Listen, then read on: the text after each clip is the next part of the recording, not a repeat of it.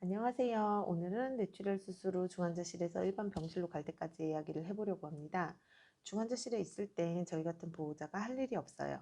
24시간 상주하고 있는 간호원 분들이 환자 케어를 다 해주시기 때문에 오전, 오후 이렇게 면회만 할 수 있답니다. 면회 시간은 정해져 있고 면회 인원도 정해져 있어요. 한 20분 정도 가능하고요. 면회 인원은 한 분 정도 같이 들어갈 수 있습니다. 병원마다 조금 다르겠지만 아마 비슷할 거예요. 절대 안정해야 되는 공간이기 때문에 시간이랑 인원이 정해져 있는 거는 어딜 가나 좀 비슷할 거라고 생각이 됩니다.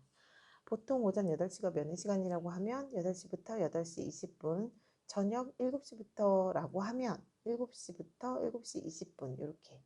그런데 이제 만약에 8시 10분에 도착을 하거나 이제 늦으면 늦은 만큼 환자를 볼 수가 없으니 늦지 않게 항상 주의하셔야 돼요. 면회 시에는 뭐 가족, 친지, 지인분들 중에 한 분과 같이 들어갈 수 있지만 여러분들이 이제 처음에 많이 다치시고 너무 놀라기 때문에 많은 분들이 오시잖아요. 어차피 거기서 이제 막 실링이 하시고 이래도 한 번밖에 못 들어가시기 때문에 미리미리 일반 병실로 갔을 때 면회를 오는 게 좋을 거라고 안내해 주시는 게 좋을 것 같아요. 오셔가지고 싸우시는 분들 많이 봤거든요. 그분들하고 이제 너무 걱정되니까 왜 못 들어가냐고. 다른 환자분들도 있기 때문에 이런 거는 서로서로 좀 지킬 건 지켜야 될 것 같습니다. 어, 면회 시간이 아니더라도 보호자가 병원에서 멀리 가시면 안 되고요. 이유는 필요 물품이나 위급 상황이 생기면 바로바로 중환자실에서 전화가 와요. 누구라도 이제 옆에 있어가지고 뭐 그분들이 요구하는 거를 들어주셔야 되는데 보통 면회 시간이 아닐 때 병원 안에 계시거나 보호자 대기실 같은 곳에 쉬고 계시거나 뭐 어쨌든 대기를 하시면서 계시다가 필요 물품이나 이런 거를 뭐 구입해 오라고 전달을 받으시면 기저귀나 패드, 가글, 물티슈, 각티슈 등등을 구입해서 가져다 주시면 됩니다. 간호사분에게 전달해 주시면 되고요. 환자를 볼 때마다 이제 입을 벌리고 있는 상황이 많아가지고 입안에 막 가래 같은 게 잔뜩 껴있을 거예요. 막 말라붙어 있고 막. 근데 이제 그런 것들을 원래 간호사분들이 케어를 해주실 거예요. 뭐 한 번씩 얼굴도 닦아주고 입안도 닦아주고 한다고는 하시는데 어느 날 이렇게 보니까 너무 답답해 보이더라고요. 입안이 좀 이제 너무 지저분하니까. 그래서 안 되겠다 해가지고 간호사분한테 제가 좀 닦아줘도 되냐고 말씀드렸더니 뭐 그렇게 하시라고 그러더라고요. 그래서 어쨌든지 간에 가족인 내가 좀 덜 더러울 것 같아서 열심히 팍팍 닦아줘서 입을 닫아 주었답니다. 어제까지만 해도 멀쩡했던 사람이 왜 이러고 있나 하면서 기가 막히기도 하고 서럽기도 하고 별의별 생각이 다 드는 시기예요.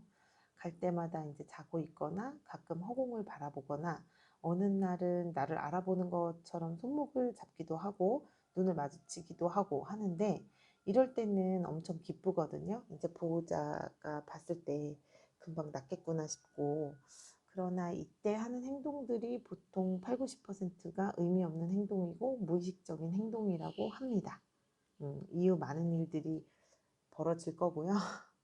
어쨌든 뇌출혈 수술 후 회복 기간에 대해서도 굉장히 궁금해 하시는 분들이 많으셔서 저한테도 블로그나 이런 거를 통해서 많이 물어보세요. 저 역시도 이맘때쯤에 너무 궁금해서 의사분이나 간호사분들에게 어, 여쭤보면 뭐 사람마다 다르다 뭐 이런 이야기 뿐이었어요. 저도 맨날 여기저기 검색을 하면서 찾아보았지만 뇌출혈을 검색하면 어려운 이야기들 뿐이지 뭐 딱히 이렇게 저희처럼 쉽게 풀어서 이렇게 이야기를 한 게 거의 없더라고요. 그때만 해도 더 그랬어요. 그래가지고 안 되겠다 해가지고 그때부터 이제 저는 뭐 이제 환자가 중내 산에 하고 있는데도 사진을 찍어가지고 이렇게 글로도 남겨놓고 기록도 해놓고 하고 있는 거죠. 그래도 이제 옆에서 겪은 리얼 간병일지를 보시고 조금이나마 이제 쉽게 접근하셔서 도움이 되었으면 하는 마음입니다. 그리고 직접 중환자실에 있어 봤더니 진짜로 사람마다 다르다는 게 맞았어요. 뭐 같은 수술을 받아도 의식이 빨리 깨는 사람이 있는 반면 오래 걸리는 사람도 있고 심지어 저희보다 훨씬 나중에 수술을 하고 오신 분도 계셨는데 다른 날 바로 일반식을 드시더니 일반 병실로 옮기시더라고요. 얼마나 부럽던지. 어쨌든 이런 일들이 비일비재합니다. 그 와중에 저희는 혈압도 안 떨어지고 신장도 안 좋다고 하고 콧줄에 호흡기까지 하고 뭐 링겔 몇 개, 그리고 뭐 소변줄까지 막 줄 같은 거를 주렁주렁 달고 있었고요. 어느 날 가니까 움직일 수 있는 그 왼손을 무의식적 행동 때문에 묶어두었다고 하더라고요. 이제 간호사분이 묶어놓은 걸 저희 같은 이제 보호자 가족들이 보면 너무 가슴 아픈데, 뇌질환 환자들은 이렇게 무의식적인 행동들을 많이 한대요.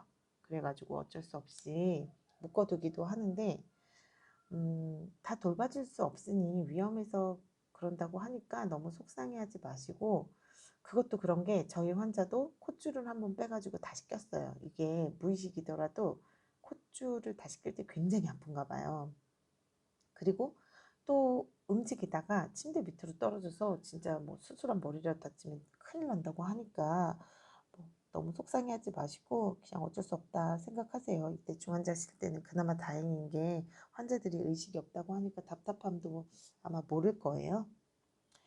수술 후에 눈을 뜬 게 바로 이제 눈을 떴거든요. 그래서 잘 됐다고 하면서 되게 좋아했는데, 의사 선생님이 말씀하시기를 환자가 앞으로 안고 갈 장애는 우측 팔다리 마비, 언어 장애가 남을 거고, 그리고 뇌병변 장애도 있을 거라고 이야기를 했어요.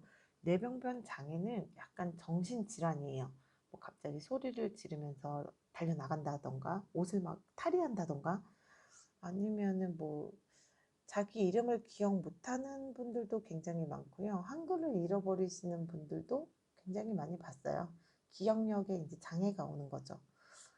저희도 이제 수술 후 환자가 바로 눈을 떴었었는데 결론은 그냥 눈만 빨리 뜨고 계속 이제 2주에서 3주를 중환자실에서 보냈어요. 아무것도 이제 못하고. 중환자실에서 의사분이나 간호사분들이 이렇게 보시면서 이야기를 할 거예요. 뭐 2주 정도 있으면 돼요. 뭐 3주 정도 있으면 될 것 같습니다. 일반 병실 갈 것 같습니다. 이러는데 믿음도 안 가요. 저렇게 뭐 주렁주렁 막 어디 여기저기에다가 다 달고 어떻게 사람도 못 알아보고 본인 이름도 모르는데 일반 병실을 간다고 하는 건지.